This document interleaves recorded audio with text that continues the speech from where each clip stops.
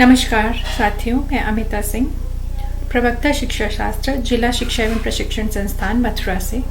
आज हम एक अत्यंत महत्वपूर्ण प्रकरण पर चर्चा करने के लिए यहाँ उपस्थित हुए हैं, जो डीएलएड सेकंड सेमेस्टर में मध्याह्न भोजन योजना के नाम से जानी जाती है। साथियों, जैसा कि विदित ही है कि हमें स्वतंत्रता प्राप्त किए हुए काफ़ी समय हो चुका है। हमने काफ़ी तरक्की की है, हमारा राष्ट्र नित नई उन्नति के शिखरों की ओर बढ़ रहा है। परंतु जब हम ग्लोबल हंगर इंडेक्स की तरफ देखते हैं, 2018-19 की रिपोर्ट ये बताती है कि 117 देशों की सूची में हमारा स्थान 102वां है। तो हम अपनी तरफ वापस देखने को मजबूर हो जाते हैं और हम पाते हैं कि भारत जो लगातार तरक्की की ओर बढ़ रहा है, आज भी उसके पांवों में भूख की बेड़ियां उसके मार्ग को अवरोधित कर रही हैं। दूसरी तरफ WHO की जो रिपोर्ट्स हैं वो बताती हैं कि विश्व में कुपोषित बच्चों की संख्या का 1/3 केवल भारत में ही निवास करते हैं। यानी लगभग 46 मिलियन बच्चे जो हैं भारत में ऐसे हैं जो कुपोषित हैं। भूख एक ऐसी समस्या है जो अनेक बीमारियों को जन्म देती है। ये न केवल शारीरिक वृद्धि को अवरोधित करती है, अपितु मानसिक एवं बौद्धिक विकास की संभावनाओं को भी क्षीण कर देती है। इस समस्या को हमारी नीति नियंताओं ने बहुत पहले ही भांप लिया था और इसीलिए एक महत्वपूर्ण योजना की शुरुआत की गई, जिसको हमने मध्याह्न भोजन योजना के नाम से जाना। तो आइए हम इसके बारे में विस्तार से चर्चा करते हैं। इसको समझने के लिए जिन मुख्य बिंदुओं पर आज हम बात करेंगे, सबसे पहले हम बात करेंगे इसके पृष्ठभूमि की। फिर हम देखेंगे कि ये जो हमने योजना शुरू की थी, इसके मुख्य उद्देश्य क्या है, इसके लाभार्थी कौन कौन हैं, ऐसे कौन से बच्चे हैं जिनको मध्याह्न भोजन योजना का लाभ प्रदान किया जा रहा है। इसके बाद हम बात करेंगे कि इस मध्याह्न भोजन योजना के अंतर्गत हम उन्हें क्या क्या भोजन प्रोवाइड करा रहे हैं और उसमें कितनी मात्रा जो है पोषण की उनको सुनिश्चित कराए जाने की जो बाध्यता है उसकी बात करेंगे। एक राष्ट्रीय स्तर पर, इतने बड़े राष्ट्र में एक योजना जो है इतने बड़े स्तर पर जब लागू की जाती है तो उसका पर्यवेक्षण कैसे हो रहा है, ये भी एक महत्वपूर्ण बिंदु है। तो मध्याह्न भोजन योजना का पर्यवेक्षण कितने स्तरों पर और किस संस्था द्वारा होता है, इसका वित्तीय प्रबंधन केंद्र एवं राज्यों के बीच किस प्रकार से किया जाता है, इस योजना की कई कमियां हैं जो इसको आलोचनाओं के केंद्र में लेकर आती हैं, उन पर हम चर्चा करेंगे। परंतु इन सब के बावजूद जो मध्याह्न भोजन योजना है, इसने बहुत कुछ भारत के लिए अचीव करके दिया है। इस राष्ट्र की उन्नति में, इसकी समस्याओं के निराकरण में एक महत्वपूर्ण भूमिका निभाई है। तो क्या हमें लाभ हुए हैं इस योजना से, उनकी चर्चा करेंगे। तो सबसे पहले हम बात करते हैं इसकी पृष्ठभूमि की। मध्याह्न भोजन योजना सबसे पहले जिस राज्य में लागू हुआ था वो तमिलनाडु था, जहाँ 1962 में ही इस योजना को वहाँ की राज्य सरकार ने अपने स्कूलों में लागू किया था। उसके बाद 1984 में गुजरात और केरल में भी इस प्रकार की योजनाएं चलाई गई। लेकिन सबसे बड़ा जो स्टेप राष्ट्रीय स्तर पर केंद्र सरकार ने लिया वो मध्याह्न भोजन योजना को 1995 में शुरू करके लिया गया। शुरुआत में हमने इसे 2408 ब्लॉक के प्राथमिक स्कूल्स में ही लागू किया था, लेकिन 2004 से सभी सरकारी विद्यालयों में इसे लागू कर दिया गया। 2004 से पहले इस योजना में अनाज देने का प्रावधान था। कच्चा अनाज जो है 80% अगर बच्चे की अटेंडेंस है, वो रेगुलर स्कूल आया है, तब उसको अनाज प्रदान किया जाता था। लेकिन यह देखा गया कि इस प्रकार जो अनाज प्रदान किया जाता है उसका पोषण उस बच्चे को ना मिलकर उसके परिवार के सदस्यों में बंट जाता है। तो इस समस्या के निराकरण के लिए 2001 में सुप्रीम कोर्ट ने यह आदेश दिया कि बजाय कच्चा खाद्यान्न प्रदान कराने के मिड डे मील के अंतर्गत जो बच्चे हैं उनको पका हुआ और गर्म भोजन देने की व्यवस्था की जाए। तो 2004 से ही इस 2001 के आज्ञा के अनुपालन में सभी सरकारी स्कूलों में पका हुआ गर्म भोजन देने की व्यवस्था कर दी गई। इसके बाद अगर हम बात करें 2007 में हमने इसका उच्चीकरण किया और हमने इस योजना का लाभ जो है प्राथमिक स्तर से थोड़ा और ऊपर ले जाते हुए उच्च प्राथमिक स्तर तक पहुंचाया। 2013 से ये जो योजना है इसको हमने राष्ट्रीय ग्रामीण स्वास्थ्य मिशन के साथ एकीकृत करके चलाना आरंभ कर दिया है, क्योंकि यह योजना केवल शिक्षा से संबंधित योजना नहीं है, यूनिवर्सलाइजेशन ऑफ एलिमेंट्री एजुकेशन को प्रमोट नहीं करती है, बल्कि कहीं ना कहीं मल न्यूट्रिशन की समस्या को भी ये डिस्कार्ड करती है, उसको भी ओवरकम करती है। तो इन दोनों ही योजनाओं का जो कि स्वास्थ्य और शिक्षा से संबंधित है, इनको एक साथ एकीकृत करके हम 2013 से चला रहे हैं। इसके बाद हम बात करें कि इसमें दिया क्या जाता है, तो 200 दिनों तक हम कम से कम प्राथमिक स्तर पर 450 कैलोरी का भोजन और उच्च प्राथमिक स्तर पर 700 कैलोरी के भोजन की उपलब्धता सुनिश्चित करते हैं। प्रोटीन की अगर बात करें तो 8 से 12 ग्राम प्रोटीन प्राथमिक स्तर पर प्रति बच्चा प्रतिदिन और 20 ग्राम प्रोटीन उच्च प्राथमिक स्तर पर देने का प्रावधान है। इस योजना को चलाने के जो उद्देश्य थे, जो सबसे पहला उद्देश्य चूंकि शिक्षा से जुड़ी हुई, शिक्षा विभाग से जुड़ी योजना थी, तो पहला उद्देश्य तो इसका यह था कि हमें प्राथमिक शिक्षा का सार्वभौमिकरण करना है। आजादी को 1947 में हमने प्राप्त किया, उसके 50 साल के लगभग 48 साल के बाद जब ये योजना हमने शुरू की है, उस समय तक भी हम 100% एनरोलमेंट के अपने राष्ट्रीय उद्देश्य को प्राप्त नहीं कर सके थे। तो इसका एक मुख्य उद्देश्य यह था कि अगर हम बच्चों को भोजन की व्यवस्था कराएंगे तो बच्चों का ज्यादा से ज्यादा नामांकन होगा, ज्यादा से ज्यादा बच्चे स्कूल में आएंगे और उनकी न केवल इनरोलमेंट बढ़ेगा बल्कि वो अटेंडेंस जो है उसमें भी इंक्रीमेंट होगा। इसके अलावा जो बच्चे, एक महत्वपूर्ण समस्या ये थी कि बच्चे बीच में ही स्कूल छोड़ के चले जाते थे, ड्रॉप आउट की समस्या थी। जहां तक अभी तक हम इस बात को इस तरीके से कहते हैं कि जो बच्चा बीच में पढ़ाई छोड़ के चला जाए उसे हम ड्रॉप आउट कहते हैं, लेकिन राइट टू एजुकेशन की जो अभी हमारा कानून आया उसके अंतर्गत स्कूल ड्रॉप आउट हम हर उस बच्चे को मानते हैं जो लगातार 45 दिनों तक विद्यालय से अनुपस्थित रहता है। तो इस योजना का उद्देश्य इस तरीके के ड्रॉप आउट्स को रोकना है। और ये चूंकि भोजन से रिलेटेड समस्या है को टैकल करता है, तो इसका एक उद्देश्य था कि भारत में जो कुपोषण की समस्या है उससे मुक्ति पाई जाए और बच्चों के पोषण में वृद्धि करके उनके स्वास्थ्य को सुधारा जाए, जिससे उनके सीखने का जो स्तर है उसमें वृद्धि हो सके। इस योजना को लाभ प्राप्त करने के लिए जो बच्चे एलिजिबल हैं, वो ये तो हम सभी जानते हैं कि सरकारी स्कूलों में जो भी बच्चे पढ़ते हैं प्राइमरी और अपर प्राइमरी तक, उन सबको इस योजना का लाभ मिलता है। लेकिन इसके अतिरिक्त जो एजुकेशन गारंटी स्कीम से जुड़े हुए स्कूल हैं, वहां के छात्रों को भी इस योजना का लाभ दिया जाता है।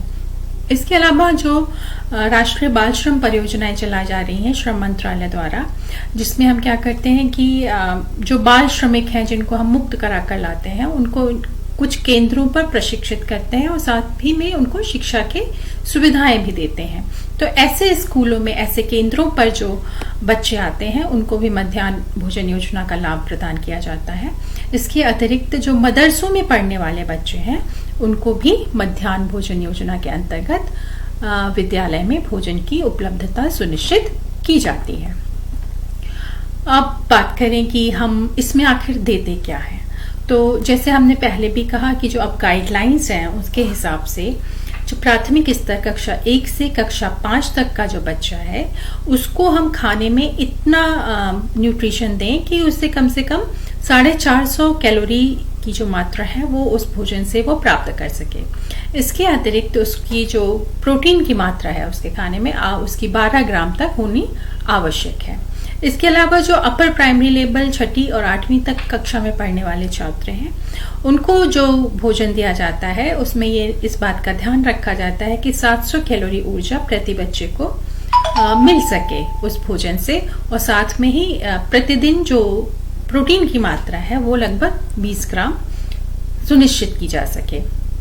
अगर हम अलग अलग देखें कि ये तो हमने देखा मोटा मोटा कि कितना कैलोरी मिल रही है और कितना प्रोटीन मिल रही है, मगर जो सोर्सेज हैं जैसे चावल, गेहूं, दाल, सब्जी, तेल और वसा, जिनसे इस कैलोरी की और प्रोटीन की जो मात्रा है वो सुनिश्चित की जाती है, वो कितना कितना हर बच्चे के लिए हर दिन दिया जाना चाहिए।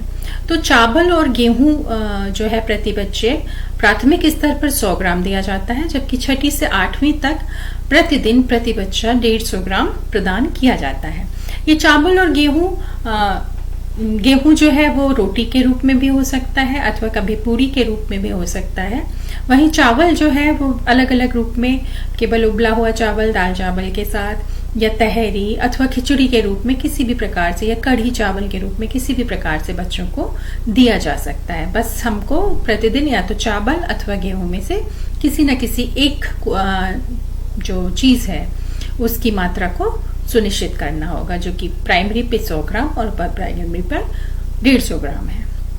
दाल की उपलब्धता, प्रति बच्चा प्रतिदिन 20 ग्राम दाल सुनिश्चित करनी है प्राथमिक पे, और 30 ग्राम दाल सुनिश्चित करनी है छठी से 8वीं कक्षा तक के बच्चों के लिए।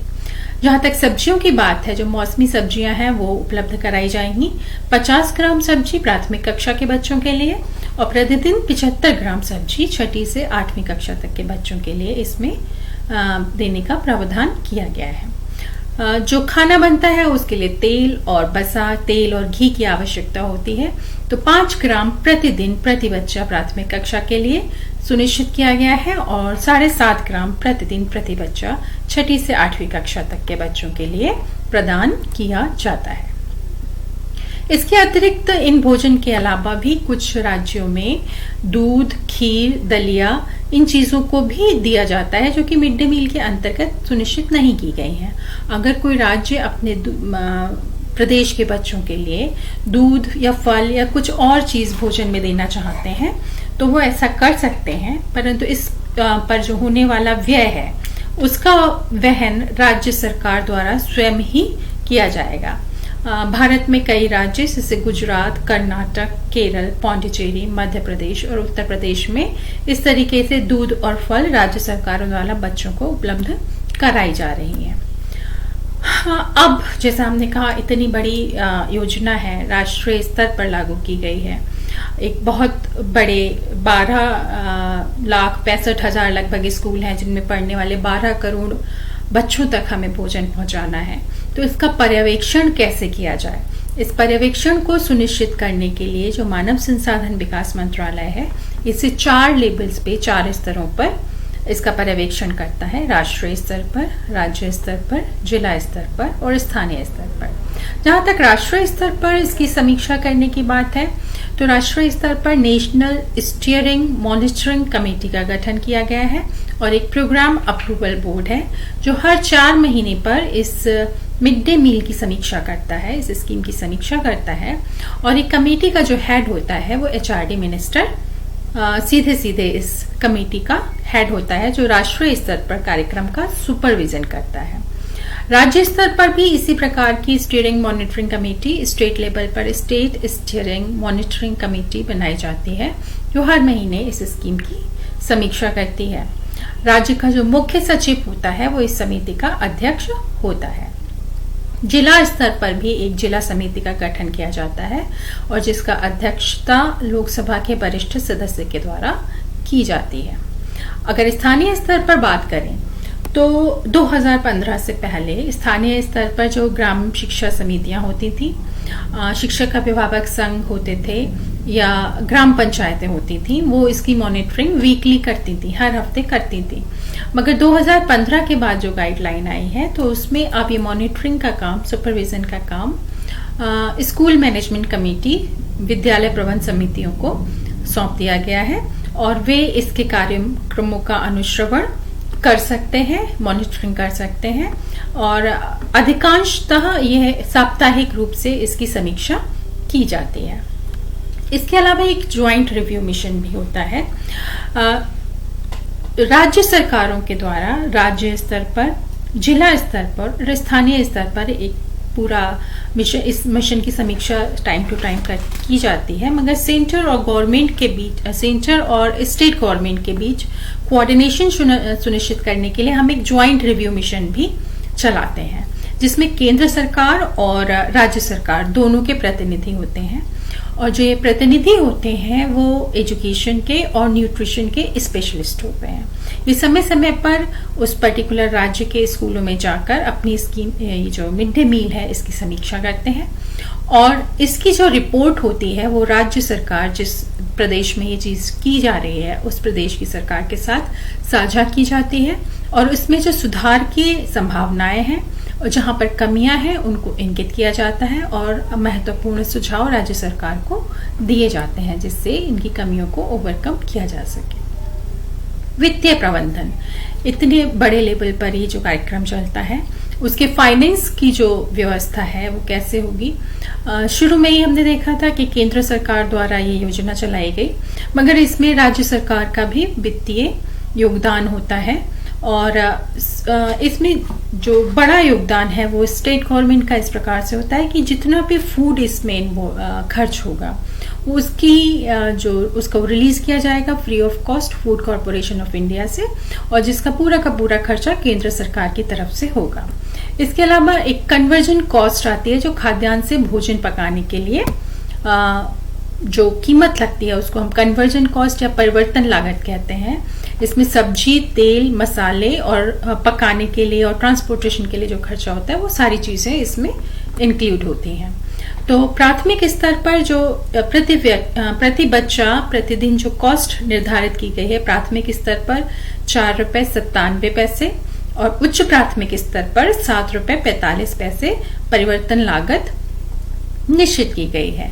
इस पूरी योजना का जो खर्च है इस कन्वर्जन कॉस्ट का वो 60:40 के रेशो में संघ और राज्य सरकार द्वारा वहन किया जाता है। अलग अलग कारणों से मध्याह्न भोजन योजना के बारे में हमने बहुत सारे आर्टिकल्स आए दिन टीवी न्यूज़पेपर्स में देखने को मिलते हैं जहां बताया जाता है कि मध्याह्न भोजन योजना की वजह से कुछ समस्याएं सामने आ रही हैं। तो सबसे बड़ी जो समस्या मध्याह्न भोजन योजना की है वो है भोजन की खराब गुणवत्ता। इसके लिए राज्य जो हमारा जो केंद्र सरकार है उसकी गाइडलाइंस निकाली भी हैं। उसमें पूरी इन गाइडलाइंस के अनुसार जो किचन की व्यवस्था है, जिस तरीके के मसाले खरीदे जाएंगे, किस तरीके के तेल खरीदे जाएंगे, इस सब के लिए गाइडलाइंस निकाली गई हैं। तो कहीं ना कहीं उसको टैकल करने की कोशिश हो रही है, लेकिन फिर भी आए दिन ऐसे सुनने को मिलता है कि दाल चावल में कीड़े थे अथवा खाने में छिपकली गिर गई, तो जिसकी वजह से न केवल बच्चों का स्वास्थ्य अपितु उनकी प्राणों पर भी बन आती है। तो भोजन की खराब गुणवत्ता इसका एक ऐसी कमी है जिसको ओवरकम किए जाने की जरूरत है। इसके अतिरिक्त बच्चे जिस एज ग्रुप में है और जितनी भूख उन्हें लगती है, जो हमारा प्रिस्क्रिप्शन है जो हम दे रहे हैं, कभी कभी वो भोजन उनके लिए पर्याप्त नहीं होता। और इन सभी समस्याओं की जड़ में अगर कोई मुख्य समस्या है जो इन सभी समस्याओं की जननी है तो वो भ्रष्टाचार की समस्या है, जिसकी वजह से जो पैसा सरकार द्वारा रिलीज होता है वो लाभार्थियों तक ना पहुंचकर बीच में ही खत्म हो जाता है, जिसका सीधा असर जो है भोजन की गुणवत्ता पर पड़ता है।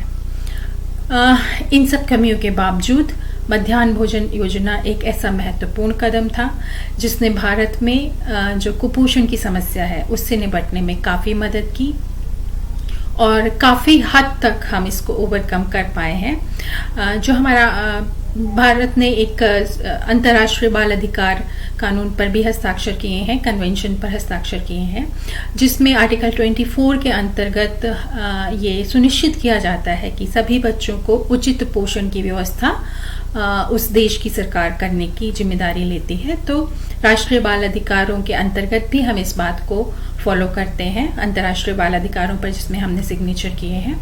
तो उचित पोषण की व्यवस्था के लिए मध्याह्न भोजन योजना काफी हद तक हम कह सकते हैं कि सफल रही है। तो बालकों में कुपोषण की जो समस्या है उससे मुक्ति मिली है। अभी इसको और आगे बढ़ाने की जरूरत है, लेकिन एक बहुत स्ट्राइकिंग चीज जो आई वो ये हुआ कि हमने इन जनरल कहा था कि बालकों में कुपोषण से मुक्ति होगी और यूनिवर्सलाइजेशन ऑफ एलिमेंट्री एजुकेशन होगा, लेकिन बालिका नामांकन में वृद्धि देखने को मिली।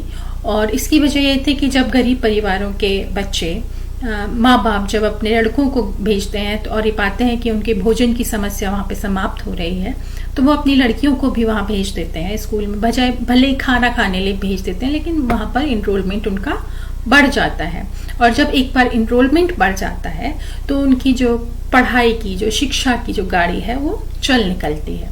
तो बालिका नामांकन में भी वृद्धि हुई है। इसके अलावा जो विद्यालय में उपस्थिति होती है बच्चों की, उस उपस्थिति में भी सुधार हुआ है। एक बहुत इम्पॉर्टेंट चीज जो इसमें से, इसको कह सकते हैं साइड इफेक्ट है वो निकल के आता है, वो ये है कि सामाजिक समरसता में वृद्धि। जब विभिन्न जाति, धर्म और समुदाय के लोग एक साथ बैठ के भोजन करते हैं, वो भी एक ऐसी नाजुक अवस्था में जहां पर बच्चों का विकास हो रहा है, उनके परसेप्शंस बन रहे हैं, उनके एटीट्यूड्स डेवलप हो रहे हैं। तो जब वो साथ में बैठ के खाना खाते हैं तो उनमें एक मैत्री भाव उत्पन्न होता है, और जो एक दूसरे समुदाय के प्रति वैमनस्य का भाव होता है वो कहीं ना कहीं कम होता चला जाता है। तो इससे सामाजिक समरसता में भी वृद्धि हुई है। तो साथियों, आज हमने चर्चा की मध्याह्न भोजन योजना के बारे में, इसके विभिन्न बिंदुओं के बारे में चर्चा की, और जहां तक मुझे लगता है इतना काफी होगा। हाँ, एक इम्पॉर्टेंट चीज ये है कि शाला त्यागी बच्चों की संख्या में भी कमी आई है। इसके साथ ही मेरा आज का ये चर्चा यहीं समाप्त करती हूँ। आप सबका मेरी चर्चा में को इतने ध्यानपूर्ण तरीके से सुनने के लिए धन्यवाद।